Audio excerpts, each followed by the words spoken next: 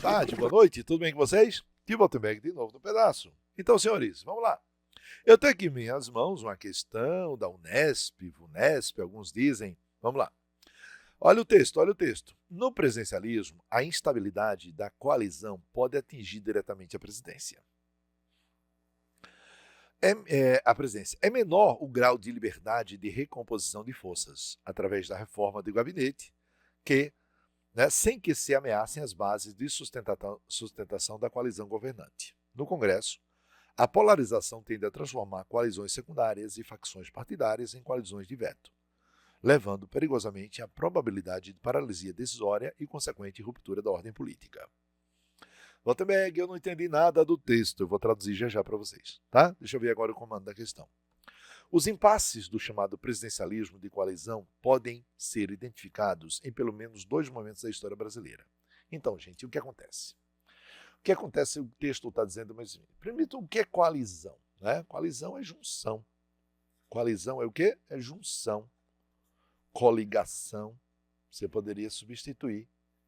Ah, não é colisão não, né? Coalizão, é junção, né?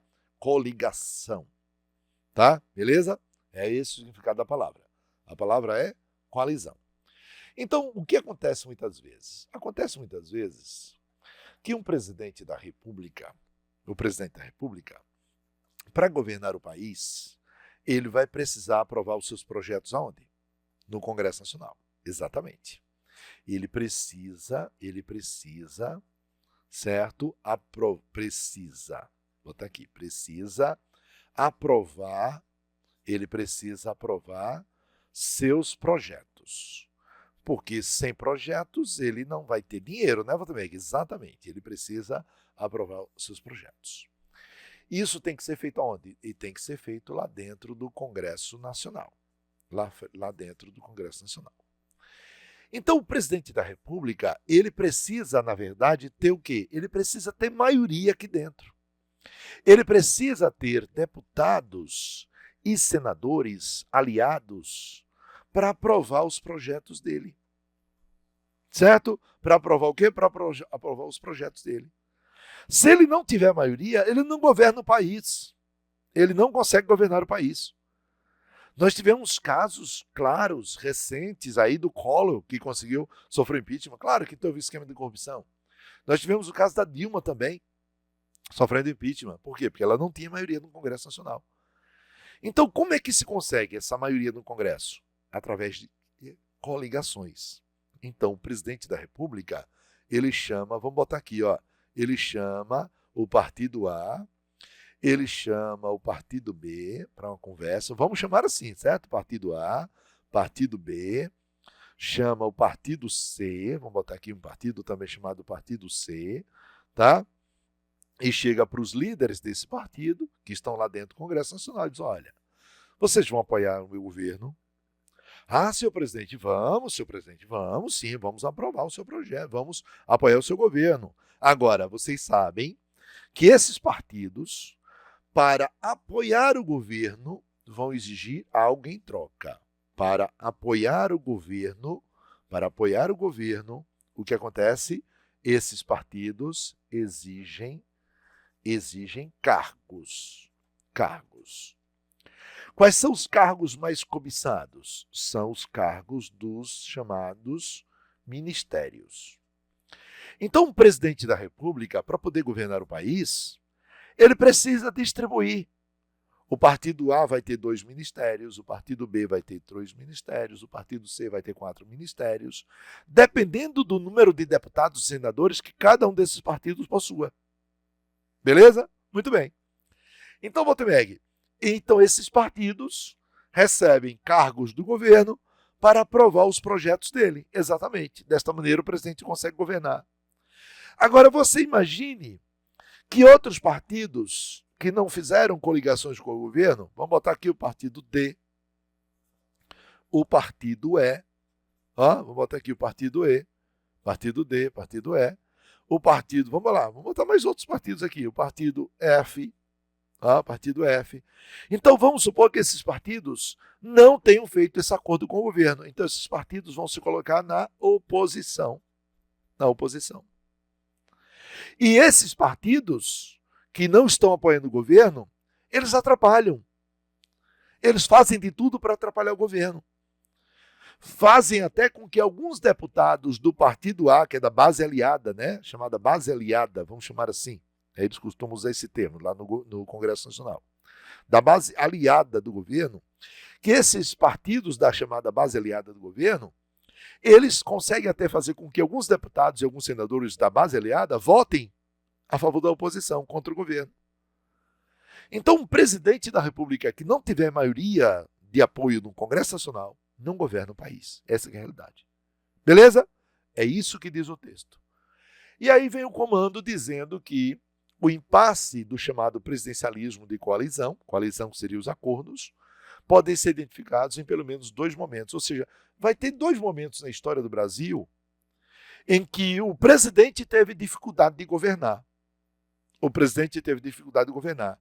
E aí eu lembrei de exemplos recentes. Eu citei o Fernando Collor e eu citei a Dilma Rousseff. Né? Eu citei a Dilma Rousseff. Certo? A Dilma Rousseff. Então, vou também. E aí você citou o Fernando Collor, a Dilma Rousseff e a Dilma Rousseff. E aí o que acontece? O que acontece então? Esses 2 indivíduos acabaram sofrendo o quê? Acabaram sofrendo impeachment.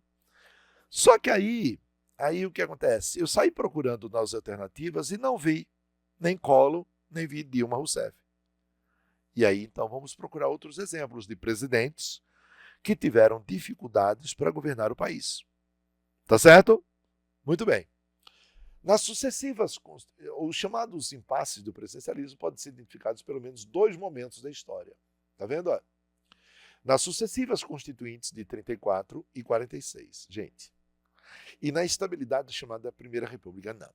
Isso não, porque a Primeira República é a República do Café com Leite. Né? E naquela República do Café com Leite, São Paulo e Minas Gerais tinham maioria absoluta dentro do Congresso Nacional. Beleza? Em 34, nós temos Getúlio Vargas no poder. E naquela ocasião, Vargas tinha maioria esmagadora também dentro do Congresso. Então, não é essa letra, não é essa letra. Letra B. Nas dificuldades políticas enfrentadas no período de 46 a 64 e nas crises governamentais da chamada Nova República. Waltenberg, olha a Nova República. E aí me lembra Collor e Dilma. Lembra Collor e Dilma Rousseff. Collor e a Dilma Rousseff. Tá? Beleza? Lembra Collor e a Dilma Rousseff. Waltenberg, de 46 a 64, houve isso? Tivemos, gente. Principalmente presidentes como Juscelino Kubitschek tiveram dificuldade. Nós tivemos o próprio Vargas, Getúlio Vargas, no chamado segundo governo, né? Chamado segundo governo Vargas, que é de 51 a 54. O João Goulart, outro exemplo, João Goulart, o Jango, foram presidentes que tiveram certa dificuldade de governar.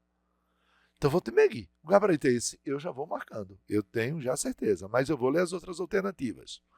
Na reforma partidária do final do regime militar e na pulverização dos votos populares nas eleições presidenciais de 89 e 98. Volta aí, 98? Gente, aqui, ó, não teve essa pulverização toda, só porque em 98, Fernando Henrique Cardoso foi eleito no primeiro turno, tal qual ocorreu em 94. Volta aí, na reforma do regime política do final do regime militar, aqui é quando acabou o chamado bipartidarismo e veio o bipartidarismo, o pluripartidarismo, melhor dizendo. Acabou o bipartidarismo e veio o pluripartidarismo. Isso não chegou a gerar essa crise toda, não. Naquela ocasião, não. Tá? Tanto é que Tancredo Neves era candidato da oposição e foi eleito no Congresso Nacional. Volta bem, a letra D. Na crise do final do Segundo Império, Segundo Reinado, foi? Não, gente. Naquela época, na verdade, Dom Pedro II tinha oposição por parte dos militares e de civis, mas não necessariamente dentro do Congresso Nacional. E no fechamento político provocado pela implantação do Estado Novo de Getúlio Vargas. Naquela ocasião, quando Getúlio fechou o Congresso Nacional, gente, não foi porque Getúlio tinha oposição. É porque Getúlio não queria sair do poder. Aí alegou que os comunistas estavam querendo tomar o poder. Então não é verdade também isso aqui. Na letra E, nas críticas à política dos governadores implementadas por Campos Salles, que nada. Campos Salles, na verdade, não foi criticado, ele foi elogiado porque ele soltava dinheiro para os governadores. E no golpe militar, aqui tudo bem, isso aqui está certo, isso aqui está errado, Esse exemplo de Campos Sales está errado e esse exemplo de João Goulart aqui estaria certo. Beleza? Como João Goulart está nesse período de 46 a 64, então João Goulart entra aqui na letra B também.